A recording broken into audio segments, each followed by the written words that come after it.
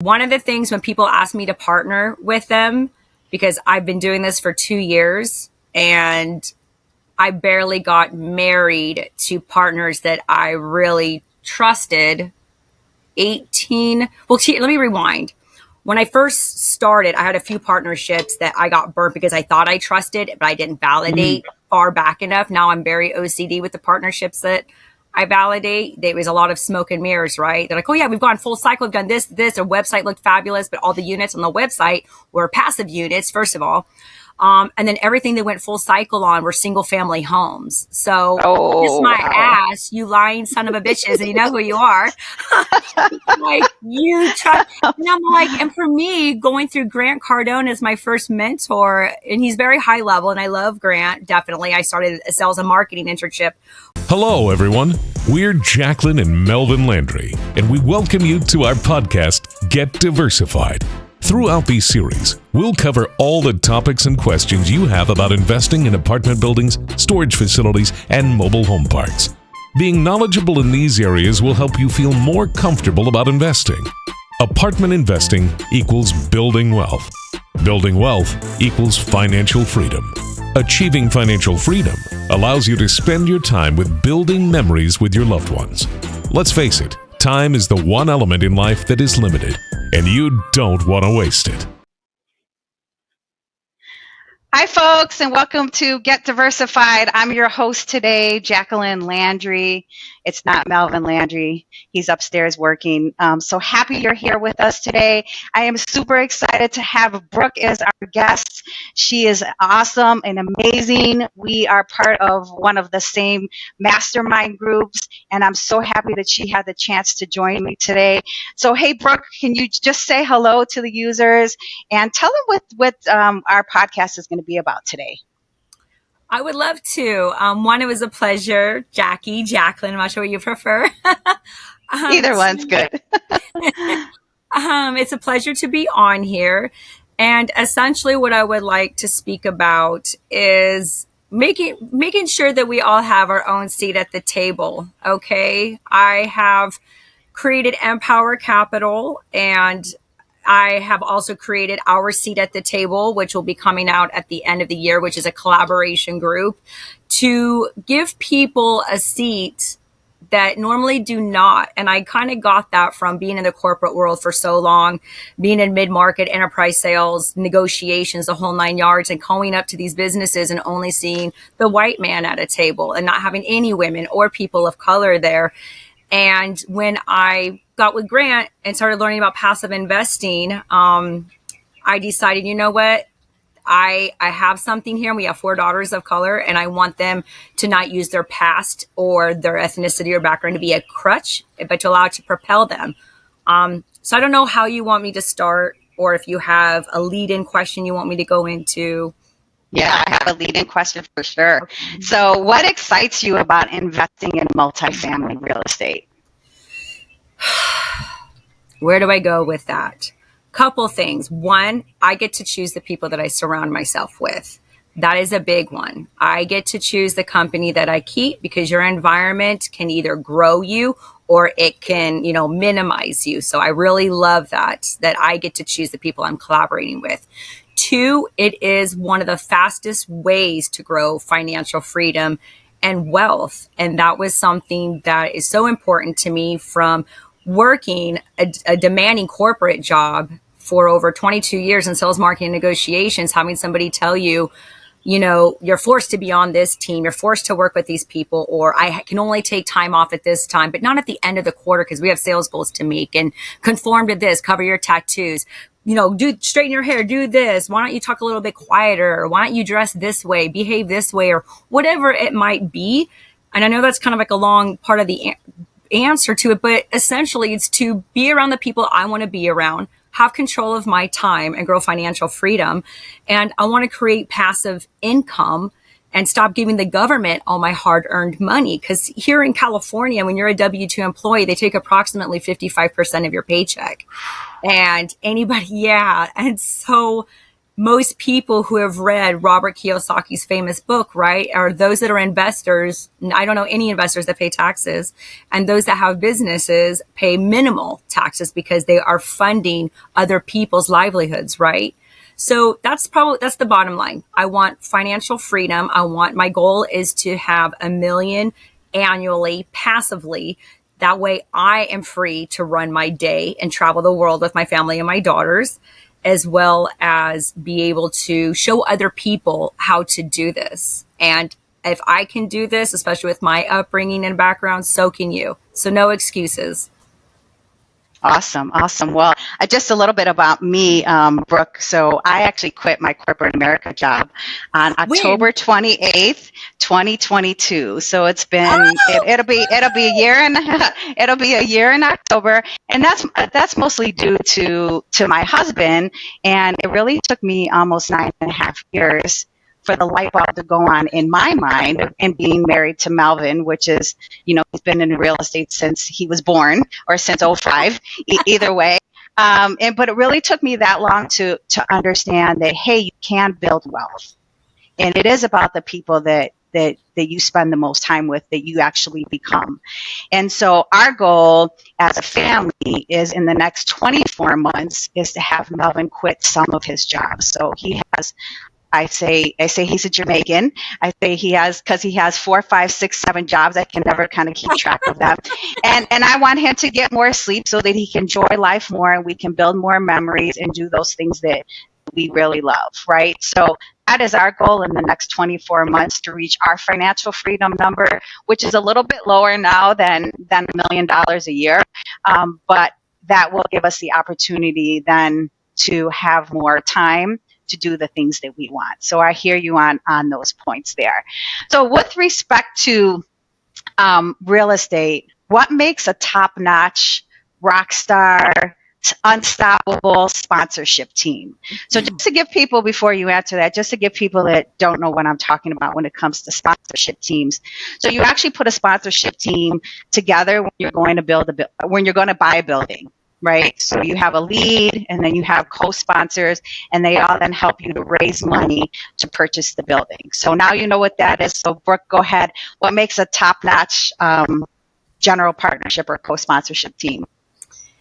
Communication, clarity, and being able to confirm that you're all moving in the same direction. So trust, as well as, when I say moving in the same direction, make sure your values are aligned. Morals, ethics, values, clarity on where you're going, collaboration easily. You want it to be frictionless. You're always going to have some friction here and there because you're dealing with multiple personalities, but your overall vision and goals need to be in line. So when shit gets hard, you are leading with the end in mind, and kind of reverse engineering your business plan, right? So the people I work with the most, so with multifamily, I work with Massive Capital.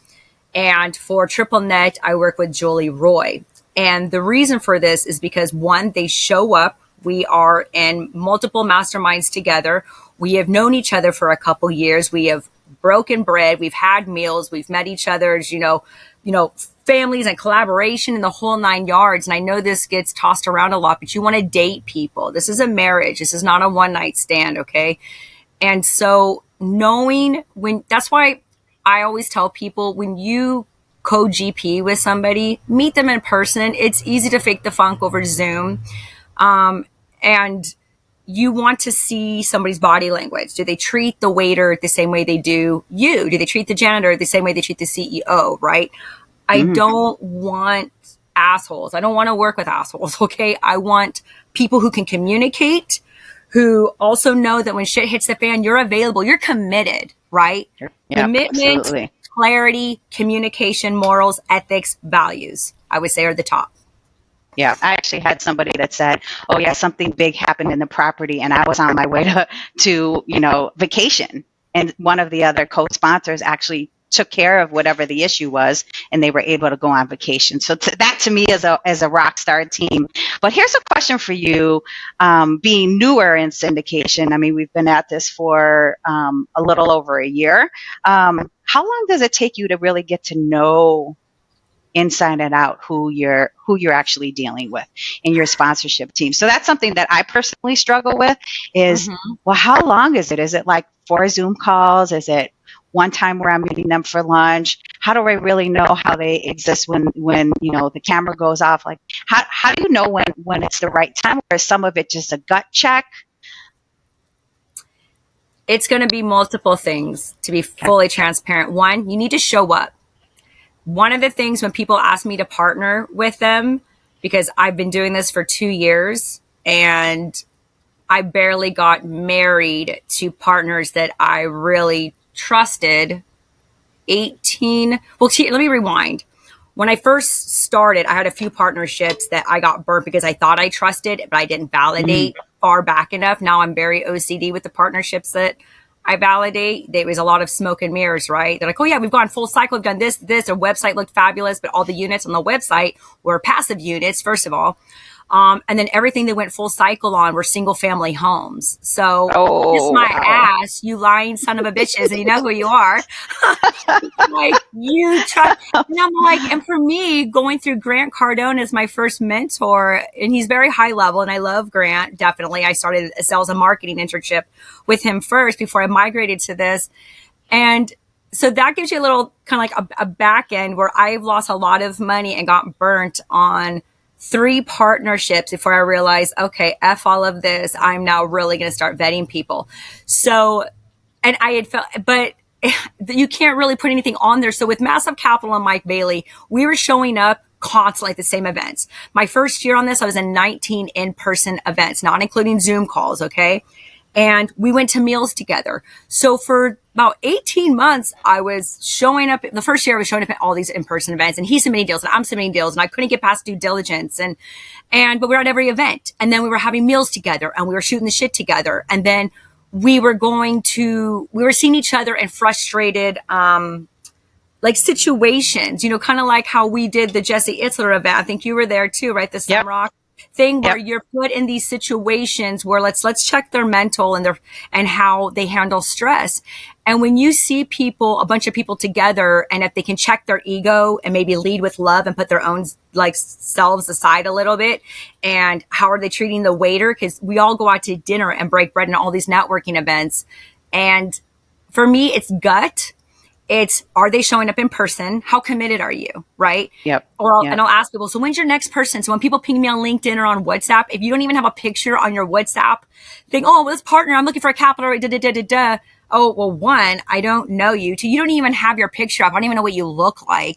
And I say like, well, when's the next event you're going to? When's the next in-person event? Because I'm not going to freaking work with you. I haven't met you in person. This is my lifeline. Your investors are your bloodline, your lifeline, and this is my reputation. Okay. So showing up in person, I want to show up in person. I need to have at least, a meal or 2 with them, a lot of calls. So to put things in perspective, Julie Roy and I had already known each other. We're already in a couple mentorships.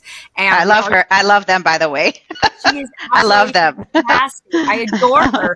But then her and I, when we really started, when she saw, okay, God, Brooke's doing all of this shit, and she's done this, because we're all putting ourselves out there. You have to, and it is scary to be vulnerable and put yourself out there because you're putting yourself up for criticism. And not everybody's going to like you, but I don't give a shit. If you don't like me, you don't. If it is what it is, fine, find somebody you can connect with, okay?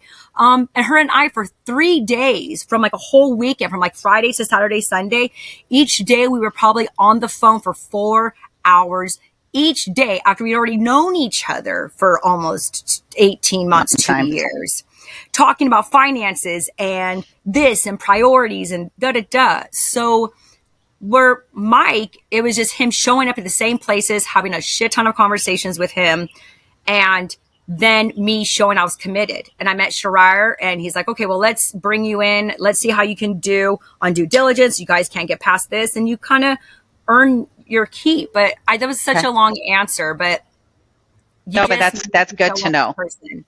Yeah. That's kind of what we're doing is we're looking at what people are posting on Facebook and LinkedIn, and we're having conversations, and we're trying to meet folks when we can. So we're kind of doing all of that. And there are some people that I just tell my husband, I'm like, look, I don't want to work with them, because I know when you said shit hits the fan, I don't want to be in the situation of working with them. I'm a take action person. Like Melvin and I are both take action. Something goes down, we all kind of get called together. Let's talk about it. Let's figure out plan A, B, and C, and let's execute. Right? That's the kind of people we are. So I think we're doing the right thing. I think we just need a little bit more time to like kind of, lock it in there to say, hey, these are our top notch people. And right now we're actually underwriting a deal and the numbers look good for once. So it's one of, because it's been a long time since it's been a long time since I've seen some good numbers pencil out. And so, I said to my husband, who the heck are we going to pick to be our GP?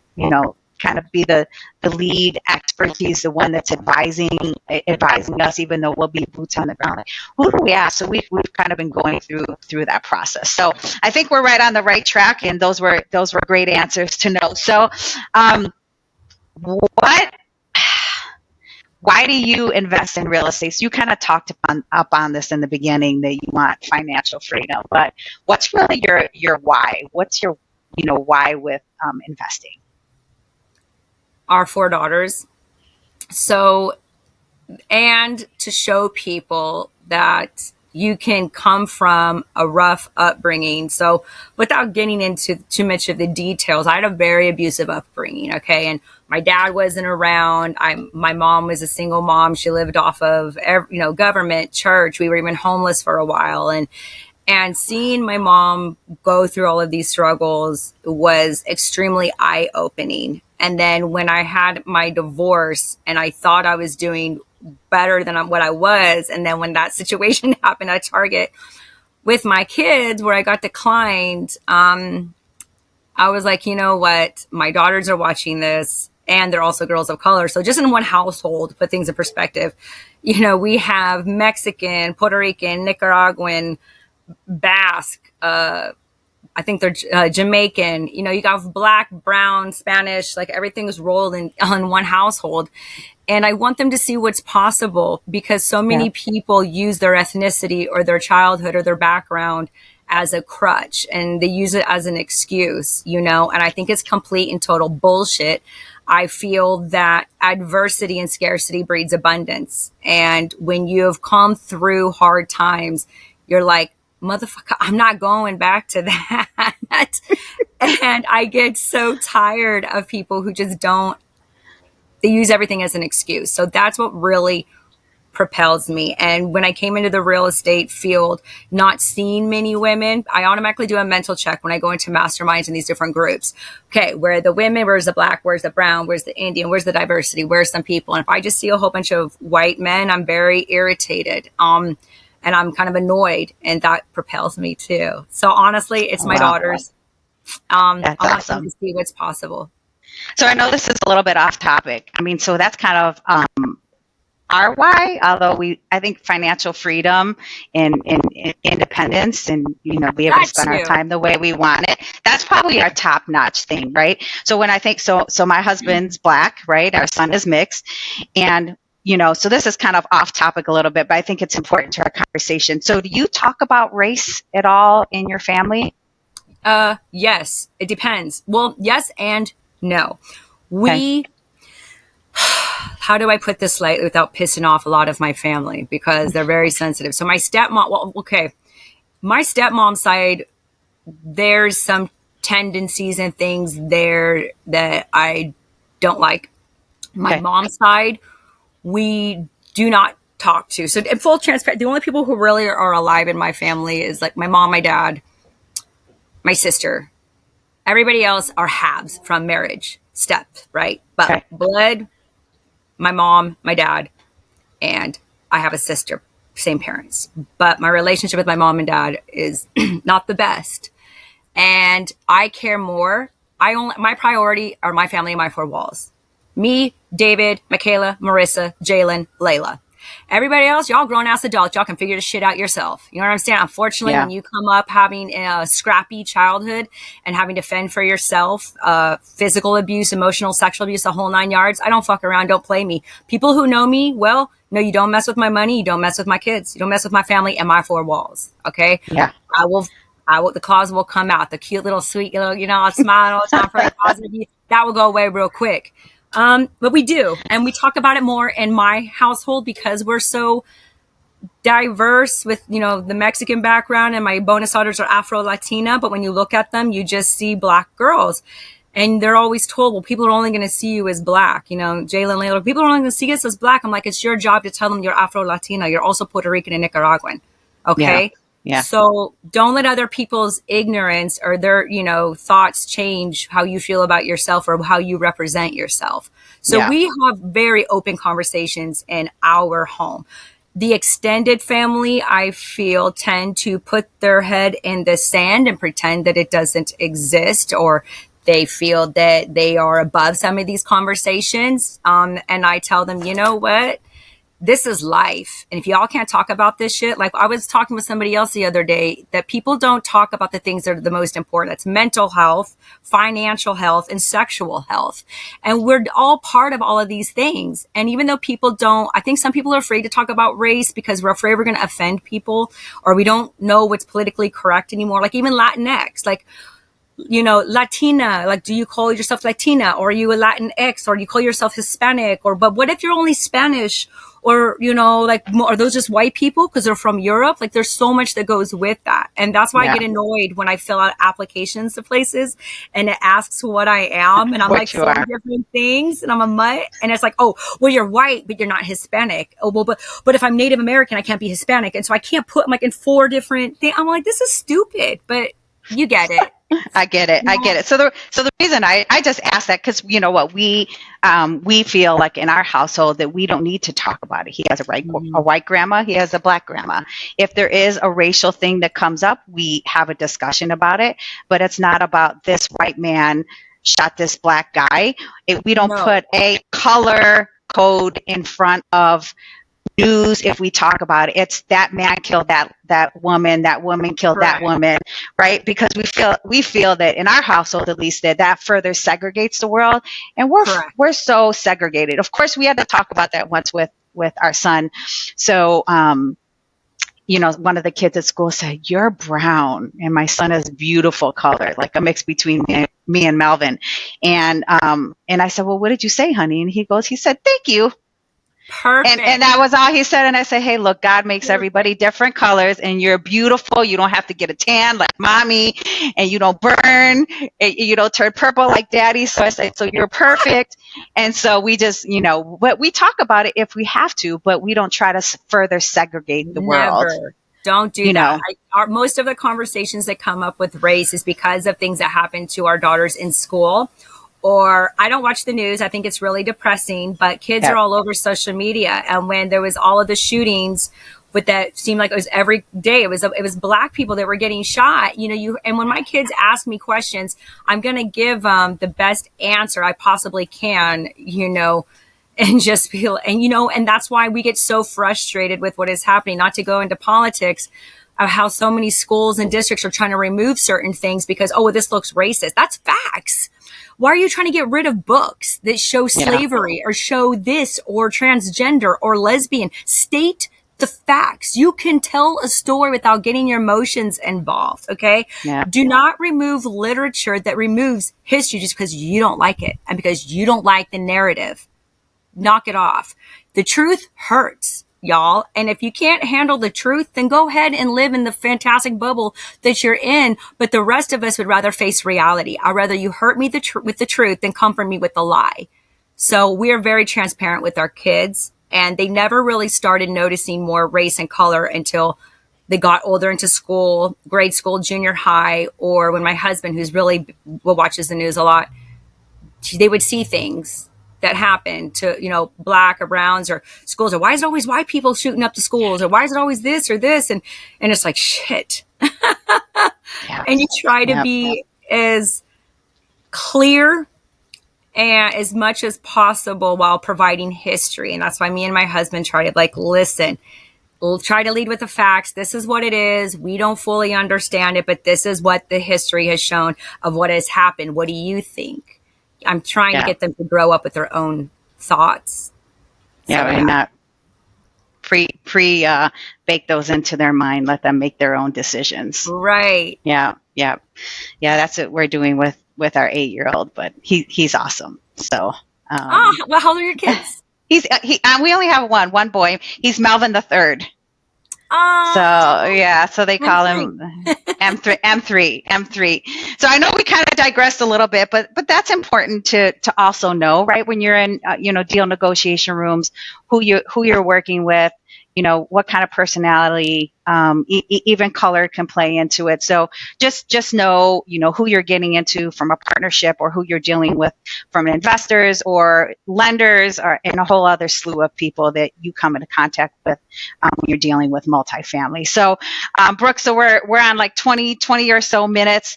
Let's leave the users with, why do you think some people never take the next step in investing in real estate? What do you think that is? And after you answer that, we'll kind of wrap it up with where people can find you in case they need to get in touch with you. This is an easy one-word answer. Fear. Fear. It's fear. It's fear of success. It's fear of the change of environment, fear of lack of support. What will you think of me? I had some women, for example, like you and I are doing a book project together. And I know some fabulous women in my circle that did not want to put themselves out there because they were afraid that if people dug into their past, what they would find out, that they are not comfortable with sharing things in their personal life. One of their husbands worked for the FBI, and he's very private about that. And they don't want people to know that because sometimes he's undercover, and so it's fear. And I have thought about that too, but I'm kind of like, what you see is what you get. I'm tired of conforming to what people want me to be, like me or not. It's fear. And I never understood really the success part, but I get it now because you lose a lot of friends.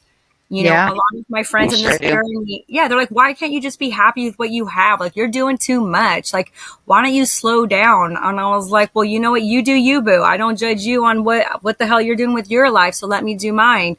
And it does get more lonely at the top. And so now I understand why people pay money for masterminds to be with like-minded individuals that have that hustle mentality. But it boils down to fear and being judged and putting yourself out there. And So at times, do you ever find yourself scared if you're going into a huge deal or doing anything like that? No, I do not. Not going into a big deal because my partners I have now with Shariah and Mike and Julie, we have been seriously vetted among each other. We know our liquidity. We won't be doing capital calls. I know massive, with them, they've gone full cycle as individuals. Julie Roy's been doing this for 22 years, buying cash on her own money. She just wants to scale now, hence why the collaboration.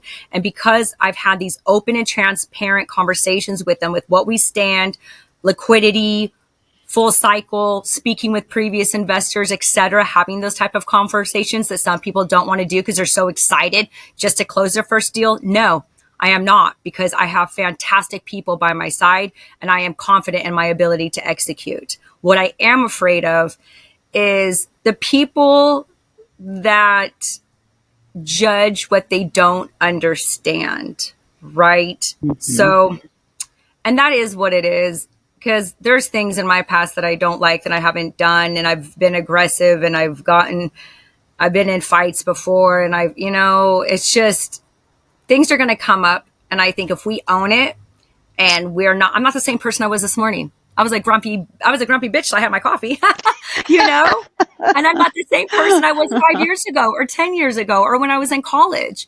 So my biggest fear is for people that they judge so much that then they don't want to work with me. But none of my stuff in my past has ever been a moral or ethical play.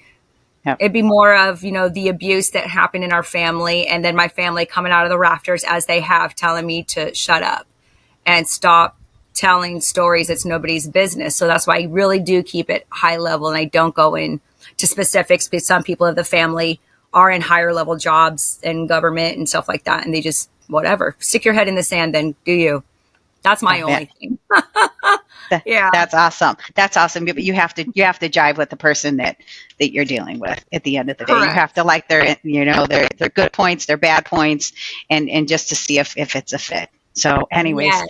so I'm going to wrap it up with that. Brooke, if the audience or anybody in the audience wants to get in touch with you, where can they go? My favorite platform is Instagram. So you can find me at Brooklyn, BROOKLYNN 0719. And I have a link tree on there that will access the rest of the sites. But Brooklyn 0719 on Instagram is my fave go-to. Awesome. Awesome. And Brooke, I'm going to see you for our book signing. I can't give the name out because that's hush right now, but we're going to be having a book signing coming soon. So I'm happy, and I will see you in Texas, and I appreciate your time. Melvin and I love you, and thank you so much for joining us on Get Diversified, and we'll see you soon. Bye, baby. Bye. All right, we're